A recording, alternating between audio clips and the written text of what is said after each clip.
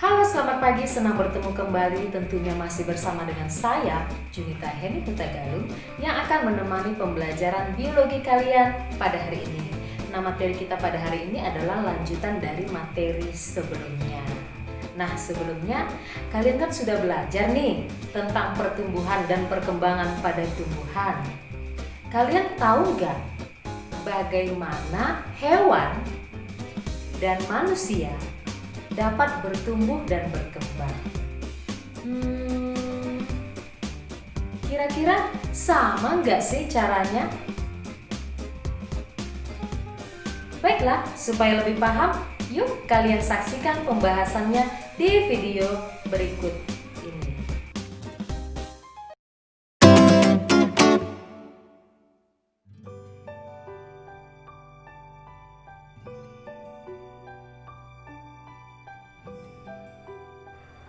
Proses apakah ini? Mengapa hal ini dapat terjadi? Pada gambar metamorfosis kupu-kupu, apakah jika salah satu tahapan terganggu akan berpengaruh terhadap pertumbuhan dan perkembangan kupu-kupu tersebut? Apa tujuan ibu membawa balitanya datang ke posyandu untuk ditimbang berat badannya setiap bulan? Menunjukkan proses apakah itu? Setelah melihat gambar tersebut, kalian sudah mengetahui bahwa hewan dan manusia mengalami pertumbuhan dan perkembangan.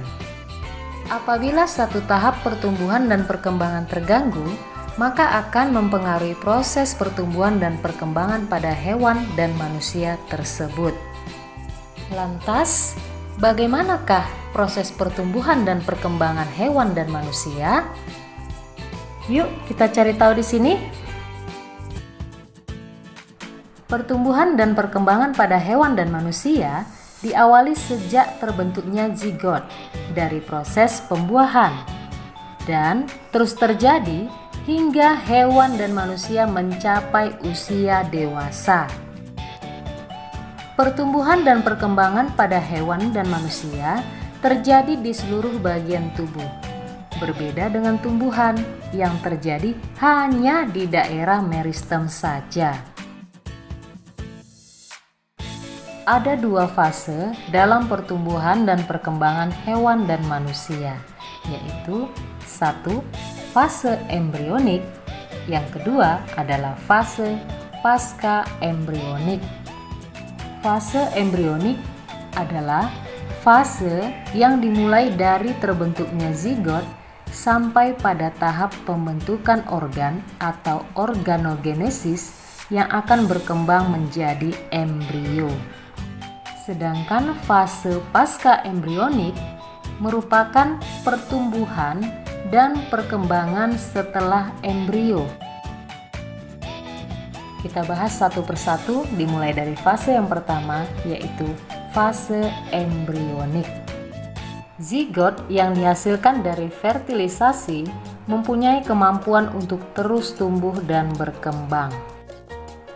Pertumbuhan berlangsung seiring dengan bertambahnya jumlah sel hasil dari pembelahan mitosis, sedangkan perkembangan ditandai dengan terjadinya spesialisasi dan diferensiasi sel-sel atau jaringan-jaringan.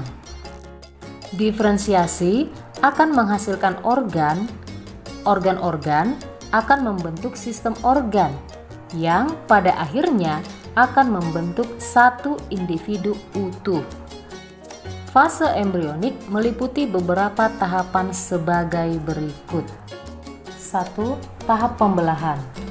Zigot membelah secara mitosis dari satu sel menjadi dua sel, dari dua sel menjadi 4 sel, 4 sel membelah lagi menjadi 8 sel. Demikian seterusnya sampai sel-sel tersebut membentuk kumpulan sel yang menyerupai buah anggur. Kumpulan sel yang menyerupai buah anggur inilah yang disebut morula. Tahap kedua adalah tahap blastula. Tahapan ini merupakan lanjutan dari tahapan pembelahan. Setelah pada tahapan pembelahan terbentuk morula, sel-sel pada morula kemudian melakukan penataan dengan cara melekuk dan menggulung sehingga terbentuk suatu rongga yang disebut blastosol. Bentuk embrio sampai tahap ini disebut blastula. Proses terbentuknya blastula disebut blastulasi. Pada tahap blastula, zigot memiliki dua kutub yang berbeda, yaitu kutub animal atau animal pole dan kutub vegetal atau vegetal pole. Kutub animal mempunyai ciri yaitu sel-selnya berukuran kecil, kemudian berkembang menjadi anak. Selain itu, sel-selnya membelah lebih cepat dibandingkan dengan sel-sel pada kutub vegetal. Sedangkan kutub vegetal mempunyai ciri yaitu sel-selnya besar, berfungsi untuk memberikan makanan pada calon anak. Selain itu, sel-selnya membelah lebih lambat dibandingkan sel-sel pada kutub animal. Tahap yang ketiga yaitu tahap gastrula.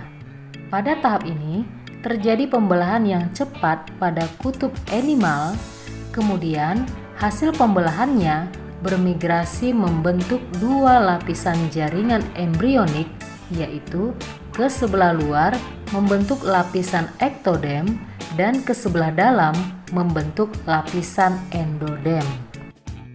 Perkembangan selanjutnya di antara ektodem dan endodem akan membentuk satu lapisan lagi disebut mesodem.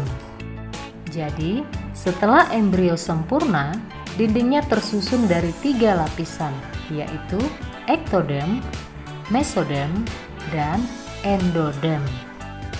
Hewan yang memiliki 3 lapisan dimulai dari cacing pipih sampai mamalia disebut hewan triploblastik.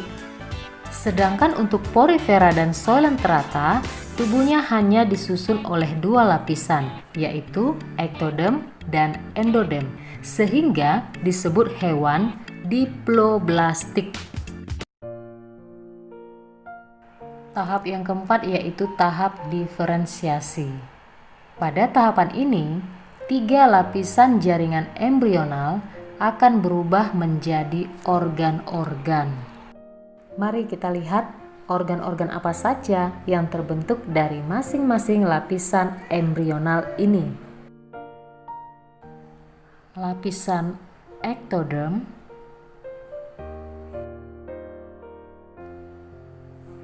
lapisan mesodem,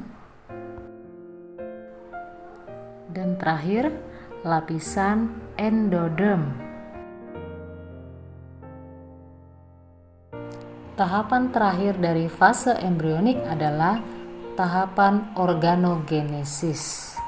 Organogenesis merupakan proses pembentukan organ. Organ terbentuk dari 2 atau lebih jaringan yang saling berinteraksi, berawal dari jaringan embrional yang mengalami pertumbuhan, pembelahan, migrasi, dan kematian sel-sel tertentu.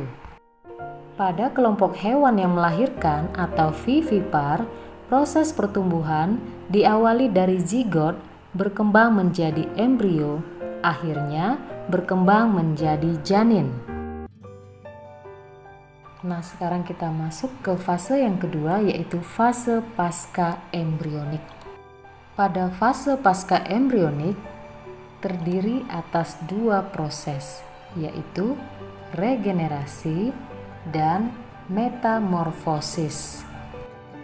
Regenerasi adalah pembentukan jaringan baru ketika terdapat bagian tubuh yang mengalami luka atau kerusakan. Hewan mampu beregenerasi karena memiliki sel-sel cadangan yang tidak mengalami diferensiasi. Proses regenerasi yang paling efektif adalah masa embrio sampai bayi. Setelah mencapai dewasa, kemampuan regenerasi terbatas hanya pada sel atau jaringan tertentu saja. Akan tetapi, ada beberapa hewan yang telah dewasa pun masih memiliki kemampuan regenerasi yang tinggi, seperti hidra, cacing pipih, cacing tanah, bintang laut, dan beberapa reptilia seperti cicak. Hewan-hewan ini memiliki kemampuan regenerasi yang efektif sampai dewasa dan tidak terbatas hanya pada jaringan atau organ tertentu saja. Proses yang kedua pada fase pasca embrionik adalah metamorfosis. Metamorfosis adalah perubahan ukuran, bentuk, dan bagian-bagian pada tubuh hewan dari suatu stadium menuju stadium berikutnya.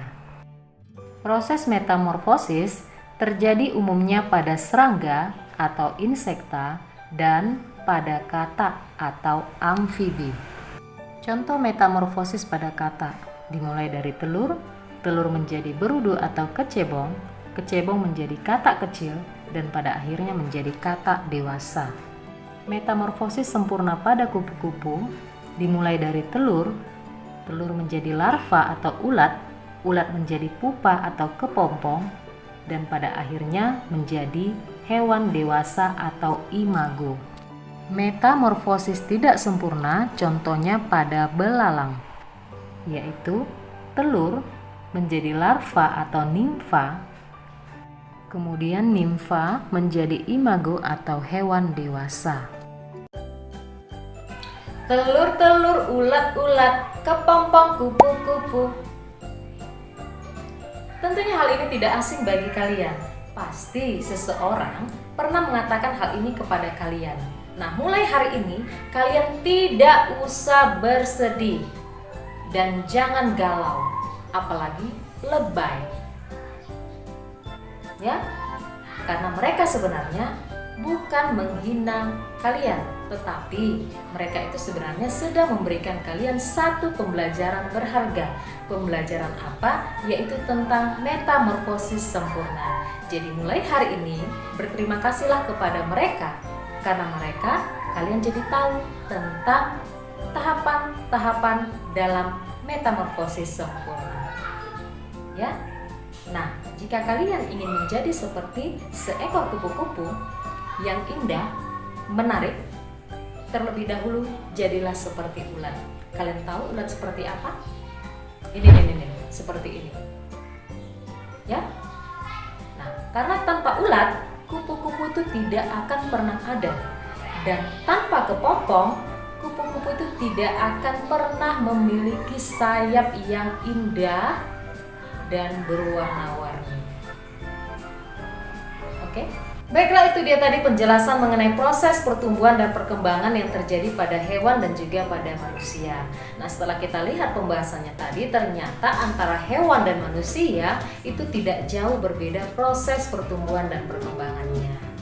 Nah, sekarang yang mau kita tahu, jika seorang manusia ketika dia mulai ada, yaitu masa-masa embrio sampai dia lahir menjadi manusia dewasa seperti kita, begitu juga dengan hewan, ketika hewan itu ada, ya, masih dalam fase embrio sampai dia lahir, ketika itu menjadi hewan dewasa, kira-kira faktor-faktor apa saja kah yang bisa mempengaruhi proses pertumbuhan dan perkembangannya?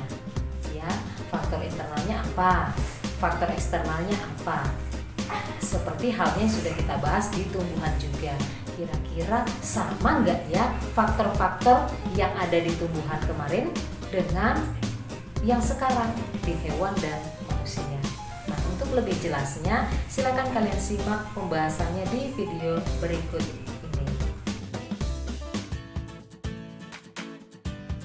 Seperti halnya pada tumbuhan, faktor-faktor yang mempengaruhi pertumbuhan dan perkembangan pada hewan dan manusia juga dibedakan menjadi dua faktor, yaitu faktor dalam atau internal dan faktor luar atau eksternal.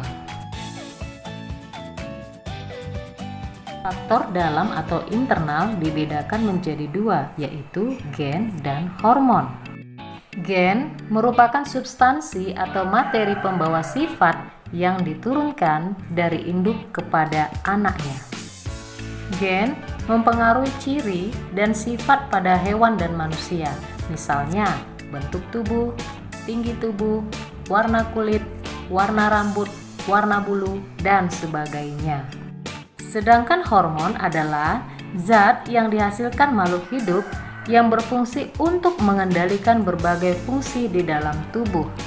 Meskipun kadarnya sedikit, hormon memberikan pengaruh yang nyata dalam pengaturan berbagai proses dalam tubuh.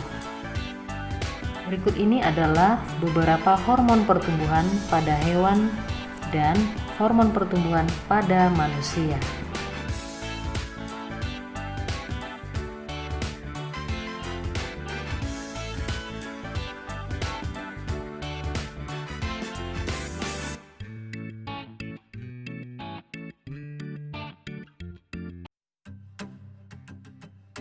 Nah, sekarang kita lihat faktor luar yang dapat mempengaruhi proses pertumbuhan dan perkembangan pada hewan dan manusia. Di antaranya adalah sebagai berikut. Yang pertama adalah nutrisi atau makanan. Makanan merupakan bahan baku dan sumber energi yang digunakan untuk aktivitas, pertumbuhan, serta perkembangan hewan dan manusia.